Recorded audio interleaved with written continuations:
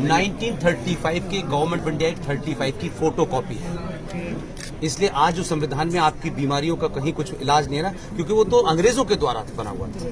तो हम कहते हैं संविधान में एक पैरेलल व्यवस्था चल रही है। इसलिए सेकुलर भारत भी है, लेकिन उसके बावजूद भी 5,500 करोड़ का मुसलमानों का सच्चर कमीशन का बजट है, जिसमें मुसलमान युवा बच्चों को सिर्फ 10 लाख रुपए 20 लाख रुपए लोन दिया जाएगा, वो वापस न करें कोई फर्क नहीं।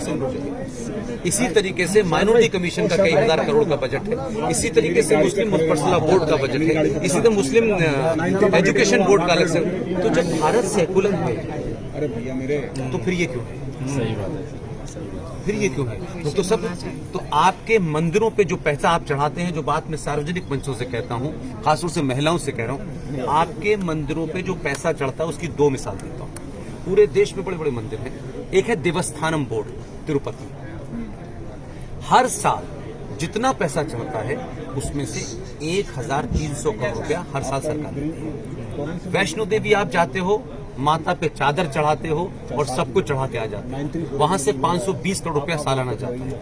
आपके मंदिरों से अरबों पैसा, जितना पैसा सरकार का बजट नहीं है उसके बराबर का पैसा आप चढ़ा के आते हो। आप सोने का मुकुट चढ़ाते हो, वो पैसा सरकार लेती है और उसी पैसे से ये सरकार मुसलमानों की स्कीम चला रही है, IAS बना रही है, PCS बना रही है और गला काटने वालों को सरकार पैसा दे रही है। इन मुद्दों को आपके न नेता उठाते हैं ना आपके लोग उठाते हैं कि भाई जब आप चर्च से पैसा नहीं लेते, आप गुरुद्वारे से पैसा नहीं लेते, आप चर्च किसी और मजहब से नहीं लेते, तो भारत के मंदिरों पे तो पैसा मेरी आस्था का पैसा है, इस पर सरकार पैसा कैसे लेती है? फिर दूसरा, सारे सरकार ने जितने भी हिंदुओं के मंदिर हैं उनका नियंत्रण जो है वो सरकारी हो गया है। यानी डिस्ट्रिक्ट मजिस्ट्रेट अगर अब्दुल रहमान है तो आपके मंदिर उसके अंडर में आएगा।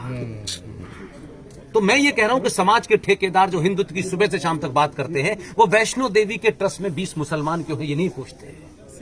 इसलिए आपसे मैं सबसे कह रहा हूं, पैसा मंदिर पे मत चढ़ाइए, वो पैसा आपकी गर्दन काटने वालों के पास जाए।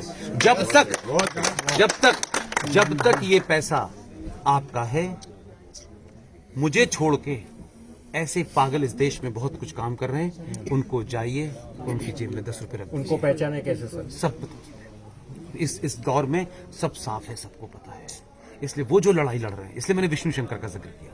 एक साधारण परिवार का लड़का अपने पैसे से फ्लाइट की टिकट लेता है, बनारस में उसके ऊपर हमला होता है, बनारस में फिर हम जाके चीफ सेक्रेटरी से मिलते हैं, उससे सुरक्षा। ये सार्वजनिक मंचों से नहीं कही जा सकती। हमको पैसा कोई आया उनके साथ 2,000 रुपये ले लीजिए, हम